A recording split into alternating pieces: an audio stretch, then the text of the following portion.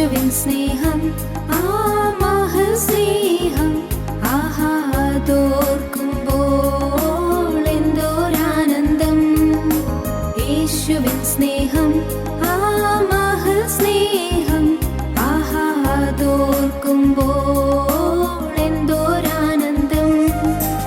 അബ്രഹാമിൻ ദൈവം ഏലിയാവിൻ ദൈവം ഈ പാപിയാകും എന്നെയുമേ തേടി വന്ന സ്നേഹം. അബ്രഹാമിൻ ദൈവം ഏലിയാവിൻ ദൈവം ഈ പാപിയാകും എന്നെയുമേ തേടി വന്ന സ്നേഹം. ഈ പാപിയാകും എന്നെയുമേ തേടി വന്ന സ്നേഹം. യേശുവിൻ സ്നേഹം ആ മഹസ്നേഹം ആഹാദോർക്കുമ്പോൾ എന്തോരാനന്ദം.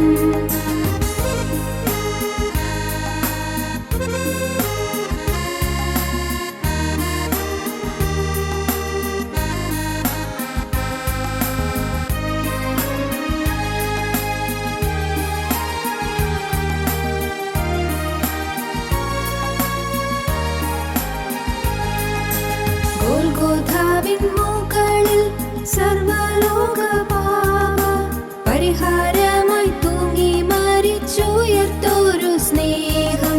ഗോൽഗോഥാവിൻ മുകളിൽ സർവ്വലോക പാപ പരിഹാരമായി തൂങ്ങി മരിച്ചുയർത്തോരു സ്നേഹം. പരിഹാരമായി തൂങ്ങി മരിച്ചുയർത്തോരു സ്നേഹം. യേശുവിൻ സ്നേഹം ആ മഹസ്നേഹം ആഹാദോർക്കുമ്പോൾ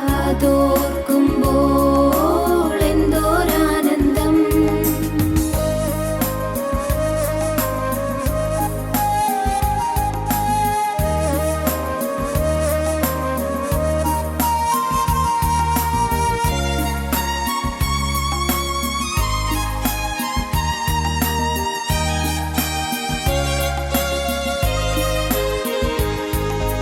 മശിഹയായി വന്നു മരണത്തെ ജയിച്ചു മനുഷ്യരെ മുറ്റും മാറ്റും ആ മഹസ്നേഹം. മശിഹയായി വന്നു മരണത്തെ ജയിച്ചു മനുഷ്യരെ മുറ്റും മാറ്റും ആ മഹസ്നേഹം. മനുഷ്യരെ മുറ്റും മാറ്റും ആ മഹസ്നേഹം. യേശുവിൻ സ്നേഹം ആ മഹസ്നേഹം ആഹാദോർക്കുമ്പോൾ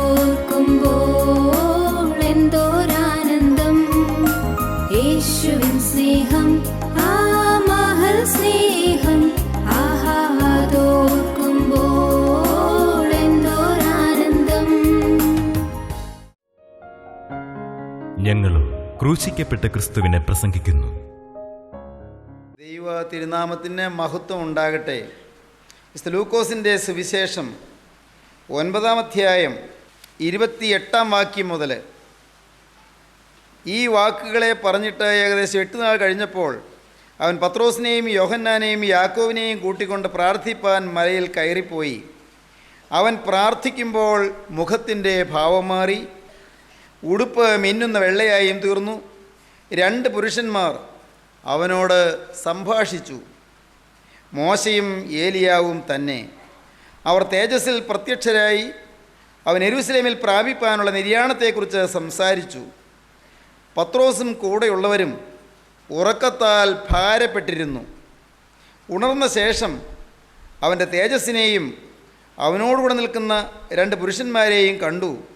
അവർ അവനെ വിട്ടുപിരിയുമ്പോൾ പത്രോസ് യേശുവിനോട്, ഗുരു, നാം ഇവിടെ ഇരിക്കുന്നത് നല്ലത്. ഞങ്ങൾ 3 കുടിലുണ്ടാക്കട്ടെ, ഒന്ന് നിനക്കും, ഒന്ന് മോശയ്ക്കും, ഒന്ന് ഏലിയാവിനും എന്ന് താൻ പറയുന്നത് ഇന്നത് എന്ന് അറിയാതെ പറഞ്ഞു. ഇത് പറയുമ്പോൾ ഒരു മേഘം വന്ന് അവരുടെ മേൽ നിഴലിട്ടു. അവർ മേഘത്തിലായപ്പോൾ പേടിച്ചു. മേഘത്തിൽ നിന്ന്, ഇവൻ എൻ്റെ പ്രിയപുത്രൻ, ഇവന് ചെവി കൊടുപ്പീൻ എന്ന് ഒരു ശബ്ദമുണ്ടായി. ശബ്ദമുണ്ടായ നേരത്ത് യേശുവിനെ തനിയെ കണ്ടു. അവർ കണ്ടതൊന്നും ആ നാളുകളിൽ ആരോടും അറിയിക്കാതെ മൗനമായിരുന്നു. താബോർ മലയെക്കുറിച്ച് നാം ചിന്തിച്ചു വരികയായിരുന്നു. താബോർ മല രൂപാന്തരപ്പെട്ട മലയാണ്. താബോർ മലയിൽ യേശുക്രിസ്തു തേജോമയനായി പ്രത്യക്ഷപ്പെട്ട മലയാണ്. യേശുവിനെ തേജസ്സിൽ, ഈ ഭൂമിയിൽ വെച്ച് തന്നെ മഹാതേജസ്സിൽ, ദിവ്യ പ്രകാശത്തിൽ ശിഷ്യന്മാർ കണ്ട മലയാണ്. താബോർ മല തേജോമയനായ ക്രിസ്തുവിൻ്റെ അത്യത്ഭുതകരമായ മഹത്വത്തെ ശിഷ്യന്മാർ സന്ദർശിച്ച മലയാണ്. താബോർ മല പ്രാർത്ഥനയുടെ മലയാണ്. താബോർ മല ദൈവാശ്രയത്തിൻ്റെ മലയാണ്. താബോർ മല ദൈവിക കൂട്ടായ്മയുടെ മലയാണ്. ദൈവിക ഫെലോഷിപ്പിൻ്റെ മലയാണ്. നാം കഴിഞ്ഞ പ്രാവശ്യം ചിന്തിച്ചു, താബോർ മലയിലെ രൂപാന്തര സമയത്ത് 4 തരത്തിലുള്ള ശബ്ദങ്ങൾ അവിടെ മുഴങ്ങിയെന്ന്. ഒന്ന്, it was the voice of dependence. അത് പ്രാർത്ഥനയിൽ ആശ്രയിക്കുന്ന, ഡിപ്പെൻഡൻസ്, ആശ്രയത്തിൻ്റെ ശബ്ദം മുഴങ്ങി.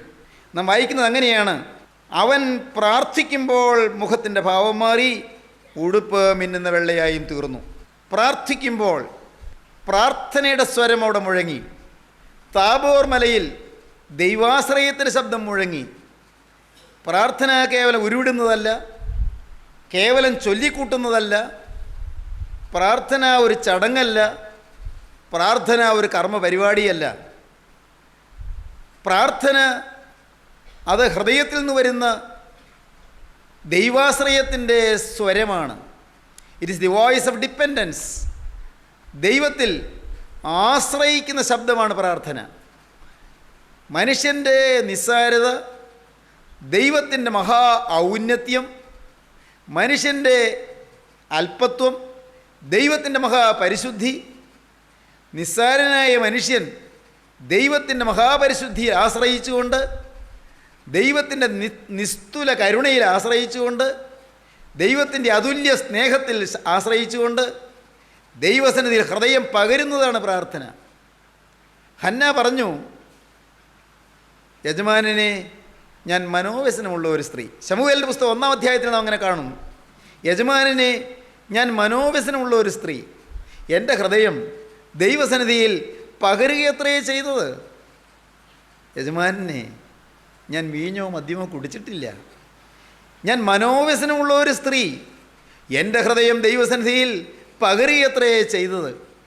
വാടിയ മുഖത്തോടെ ദൈവാലയത്തിൽ വന്ന ഹന്ന മുഖം വാട്ടം മാറിയവളായി ദൈവാലയത്തിൽ തിരികെ പോയി. അവളുടെ മുഖം പിന്നെ വാടിയതുമില്ല. അവൾ ദൈവത്തോട് ചോദിച്ചു വാങ്ങി ശമൂവേൽ ബാലനെ. മച്ചിയായ ഹന്ന, വന്ധ്യയായ ഹന്ന, മക്കളെ പ്രസവിക്കാൻ സാധ്യതയില്ലാത്ത ഹന്ന ദൈവത്തോട് ചോദിച്ചൊരു മകനെ വാങ്ങി, ശമൂവേൽ ബാലൻ. പ്രിയപ്പെട്ടവരെ, ദൈവാശ്രയത്തിൻ്റെ ശബ്ദം, പ്രാർത്ഥന ദൈവാശ്രയത്തിൻ്റെ ശബ്ദമാണ്. പ്രാർത്ഥിക്കുമ്പോൾ മുഖഭാവം മാറും, പ്രാർത്ഥിക്കുമ്പോൾ മുഖ തേജസ് വരും, പ്രാർത്ഥിക്കുമ്പോൾ ആകെ ശുഭ്രസ്വച്ഛമായി മാറും. എല്ലാം നല്ല തെളിഞ്ഞ അച്ചസ്ഫടിക സങ്കാശം പോലെ എന്ന് പറയുമല്ലോ. അച്ചസ്ഫടിക സങ്കാശം, ഒരു കളങ്കവുമില്ലാത്ത സ്ഫടികം പോലെ, ഒരു ചെറിയ മറുകു പോലുമില്ലാത്ത, കളങ്കമില്ലാത്ത സ്ഫടികം പോലെ, ഗ്ലാസ് പോലെ, അച്ചസ്ഫടിക സങ്കാശം. പ്രാർത്ഥിക്കുമ്പോൾ എല്ലാം വെള്ളയായിത്തീരും. ഇരുണ്ടതെല്ലാം മാറും, കറയെല്ലാം മാറും. പ്രാർത്ഥിക്കുമ്പോൾ മ്ലാനതയെല്ലാം മാറും, വാട്ടമെല്ലാം മാറും, തളർച്ചയെല്ലാം മാറും, നിരാശയെല്ലാം മാറും. പ്രാർത്ഥിക്കണം. It was the voice of dependence. അത് ദൈവാശ്രയത്തിൻ്റെ ശബ്ദമാണ് മുഴങ്ങിയത്. രണ്ടാമത് നാം കണ്ടത് it was the voice of fellowship. അത് കൂട്ടായ്മയുടെ ശബ്ദമായിരുന്നു. നാം അതാണ് കഴിഞ്ഞ പ്രാവശ്യം വായിച്ചത്. 2 പുരുഷന്മാർ അവനോട് സംഭാഷിച്ചു, മോശയും ഏലിയാവും തന്നെ. അവർ തേജസ്സിൽ പ്രത്യക്ഷരായി അവൻ യെരൂശലേമിൽ പ്രാപിപ്പാനുള്ള നിര്യാണത്തെക്കുറിച്ച് സംസാരിച്ചു. ക്രിസ്തുവിനോടുള്ള ഫെലോഷിപ്പിൽ വിശുദ്ധന്മാർ സംസർഗം ചെയ്യുന്നു. ക്രിസ്തുവിനോടുള്ള കൂട്ടായ്മയിൽ വിശുദ്ധന്മാർ സംഭാഷണം ചെയ്യുന്നു. പ്രിയപ്പെട്ടവരെ, അത് നമുക്ക് കിടപ്പുമുറിയിൽ വെച്ച് സംഭാഷണം ചെയ്യാം, ഉറങ്ങാൻ കിടക്കുമ്പോൾ സംഭാഷണം ചെയ്യാം, ബസ്സിലിരിക്കുമ്പോൾ സംഭാഷണം ചെയ്യാം. ബസ്സിൽ കഷ്ടപ്പെട്ട് വിഷമിച്ച് സീറ്റ് കിട്ടാതെ ഒരു കൈ കൊണ്ട് താഴെ ബാഗ് ഇങ്ങനെ പിടിച്ചുകൊണ്ട് വേറൊരു കൈ കൊണ്ട് ബസ്സിൻ്റെ മുകളിൽ പിടിച്ചുകൊണ്ട് അങ്ങനെ യാത്ര ചെയ്യുമ്പോൾ കർത്താവിനോട് വർത്തമാനം പറഞ്ഞുകൊണ്ടിരിക്കാം. അടുക്കളയിൽ ധൃതി പിടിച്ച് ജോലി ചെയ്യുമ്പോൾ കർത്താവിനോട് സംഭാഷണം ചെയ്യാം. ഓഫീസിൽ തലചൊറിയാൻ നേരമില്ലാതെ ജോലി ചെയ്യുമ്പോൾ ക്രിസ്തുവിനോട് സംഭാഷണം ചെയ്യാം. ക്ലാസ് എടുക്കുന്ന അധ്യാപകൻ പിള്ളേരോട് പ്രസംഗിച്ചു കൊണ്ടിരിക്കുമ്പോൾ, ലെക്ചർ ചെയ്തുകൊണ്ടിരിക്കുമ്പോൾ കർത്താവിനോട് സംഭാഷണം ചെയ്യാം. എന്തെങ്കിലും ബോർഡിൽ എഴുതാൻ തിരിഞ്ഞ് ബോർഡിൽ എഴുതിക്കൊണ്ടിരിക്കുമ്പോൾ യേശുവിൻ്റെ മാറിൽ ചാരി നിന്നുകൊണ്ട് ഹൃദ്യമായി സംഭാഷണം നടത്താം. ദൈവജനമേ, ക്രിസ്തുവിനോടുള്ള കൂട്ടായ്മ, എവർ ലിവിങ് ഫെലോഷിപ്പ്, എപ്പോഴും സജീവമായ കൂട്ടായ്മ, എപ്പോഴും കൂട്ടായ്മ. കൂട്ടായ്മ യോഗങ്ങളുടെ കാര്യമല്ല ഞാൻ പറഞ്ഞത്. നമ്മുടെ കൂട്ടായ്മയോ ക്രിസ്തുവിനോടും അവൻ്റെ പിതാവിനോടും തന്നെ, പിതാവിനോടും അവൻ്റെ പുത്രനായ ക്രിസ്തുവിനോടും നമുക്ക് കൂട്ടായ്മ. നമുക്ക് പിതാവിനോടും പുത്രനോടും കൂട്ടായ്മയുണ്ടെങ്കിൽ നമുക്ക് തമ്മിൽ കൂട്ടായ്മയുണ്ട്. യോഹന്നാൻ്റെ 1-ാം ലേഖനം 1-ാം അധ്യായത്തിൽ അങ്ങനെയാണ് പറയുന്നത്. പിതാവിനോടും അവൻ്റെ പുത്രനായ യേശുക്രിസ്തുവിനോടും കൂട്ടായ്മയുണ്ടെങ്കിൽ നമുക്ക് തമ്മിൽ കൂട്ടായ്മയുണ്ട്. അതില്ലെങ്കിൽ പിന്നെ കൂട്ടായ്മയില്ല. നാം ഇങ്ങനെ കൂടി വരുന്നത് എന്തുകൊണ്ടാണ്? പിതാവിനോടും അവൻ്റെ പുത്രനായ യേശുക്രിസ്തുവിനോടും നമുക്ക് അഭേദ്യമായ സ്നേഹബന്ധത്തിൻ്റെ ദാർഢ്യമുള്ളത് കൊണ്ടാണ് നാം കൂടി വരുന്നത്. സ്തോത്രം. ആ ദൃഢമായ സ്നേഹബന്ധം അതില്ലെങ്കിൽ കൂട്ടായ്മ ചടങ്ങാണ്. കൂട്ടായ്മയും ഒരു ആചാരം, അതും ഒരു ചടങ്ങ്. എന്താ, ബൈബിൾ ഉണ്ടായിരിക്കും കയ്യിൽ, കൂട്ടായ്മക്കാർ. ബൈബിളിൽ ഇപ്പോൾ പറഞ്ഞാൽ ബൈബിള് നല്ല കറുത്ത നല്ല ഒന്നാം തരം ഒരു റാപ്പർ, നല്ലൊരു ഒരു കവറുണ്ടായിരിക്കും, നല്ല സിബൊക്കെ ഉണ്ടായിരിക്കും. പിന്നെ ആ ബൈബിളിൻ്റെ പുറത്ത് ജീസസ് ഈസ് പീസ്, അത് അല്ലെങ്കിൽ പീസ് ബി വിത്ത് ഗോഡ്, ദൈവത്തിൻ്റെ സമാധാനം, ദൈവത്തോട് സമാധാനം, ഇതൊക്കെ അവിടെ എഴുതിയിട്ടുണ്ടാവും. അല്ലെങ്കിൽ പ്രൈസ് ദ ലോർഡ്, ഇതൊക്കെ എഴുതി വച്ചിരിക്കും. പക്ഷേ ദൈവത്തോടും പുത്രനായ ക്രിസ്തുവിനോടും കൂട്ടായ്മയില്ലാതെ ഇതൊക്കെ ഈ വേദപുസ്തകമായിട്ട് കൂട്ടായ്മയിൽ വരാം. ചുണ്ടിൽ പ്രൈസ് ദ ലോർഡ് ഉണ്ടായിരിക്കും, ചുണ്ടിൽ ഹാലേലുയ ഉണ്ടായിരിക്കും, ചുണ്ടിൽ സ്തുതി സ്തുതി സ്തോത്രം സ്തോത്രം ഹാലേലുയ പറഞ്ഞുകൊണ്ടിരിക്കും. ഞാനതിനൊന്നും എതിർക്കുകയല്ല കേട്ടോ. പക്ഷേ പിതാവിനോടും പുത്രനായ യേശു ക്രിസ്തുവിനോട് കൂട്ടായ്മയുണ്ടെങ്കിൽ രണ്ടുപേർ തമ്മിൽ ഒത്തിട്ടില്ലാതെ ഒരുമിച്ച് നടക്കുമോ?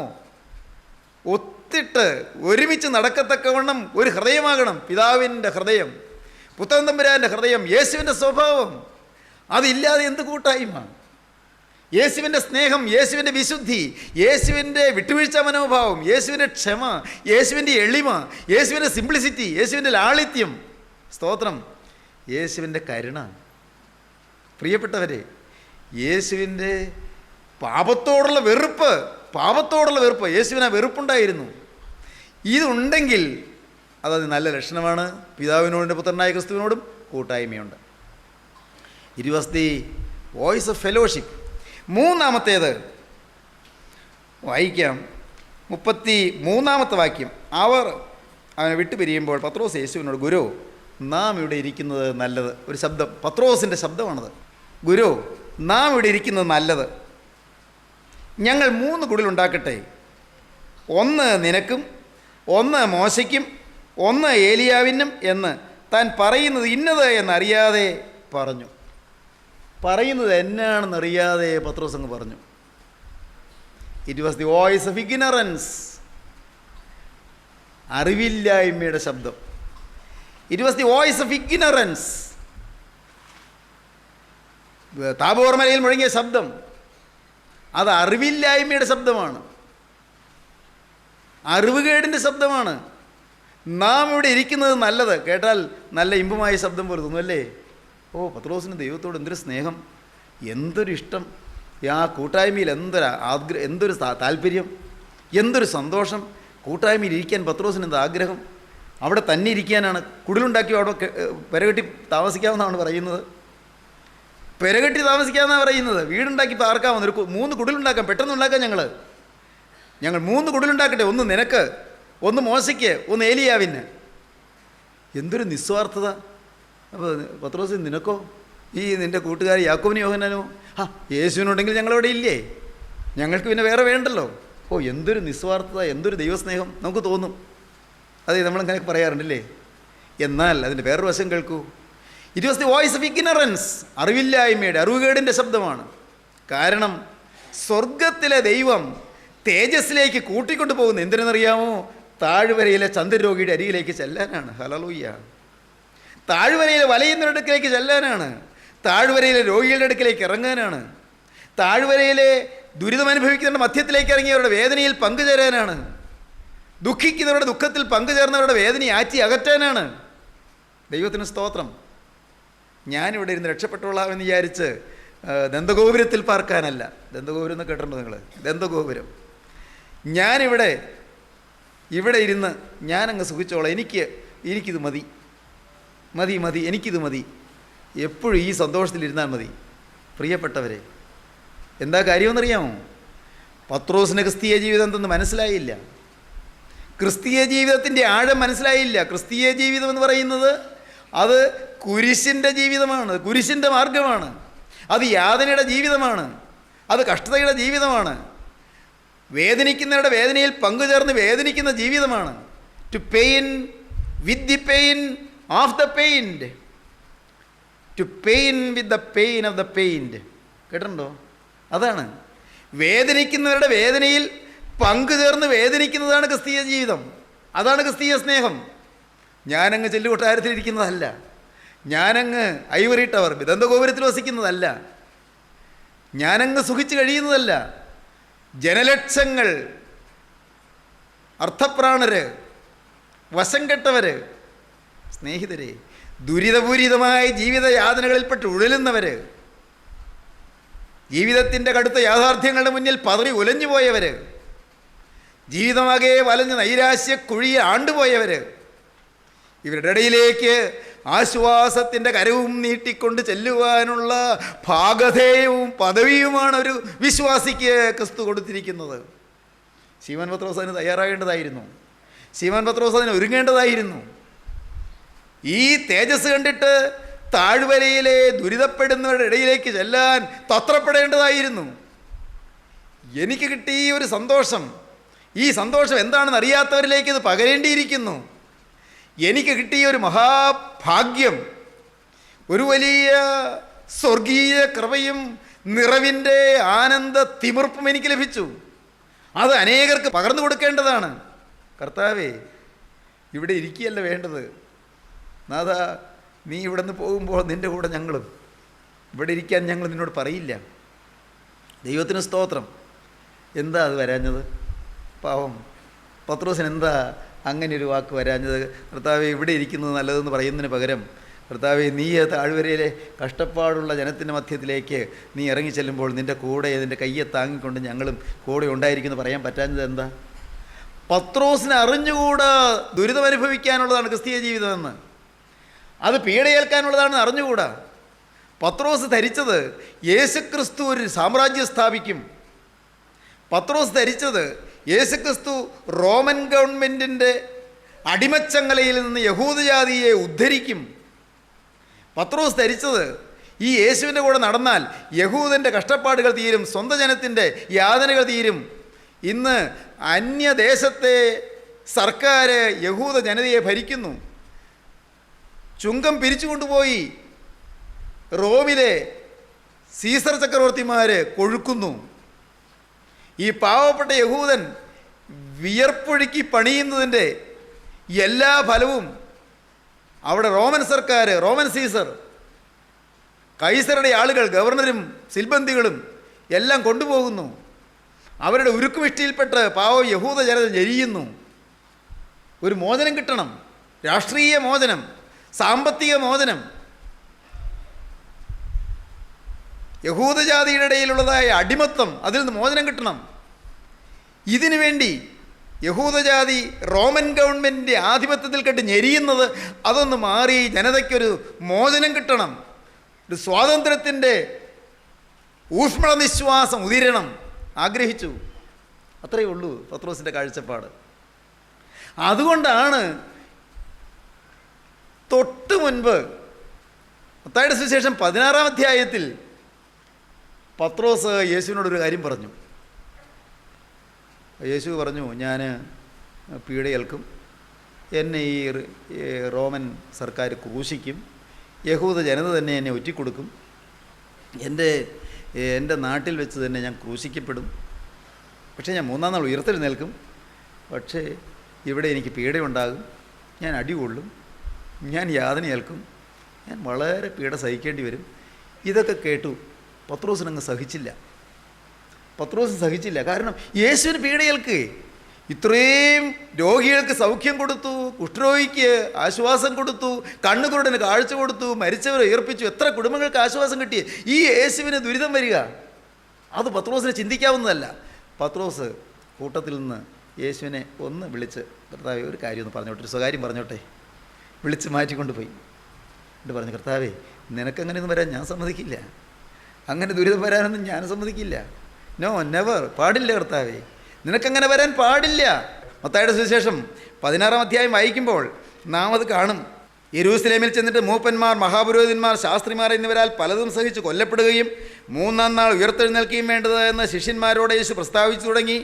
പത്രോസ് അവനെ വേറിട്ട് കൊണ്ടുപോയി, കർത്താവേ അത് അരുതേ, നിനക്കങ്ങനെ ഭവിക്കരുതേ എന്ന് ശാസിച്ചു തുടങ്ങി.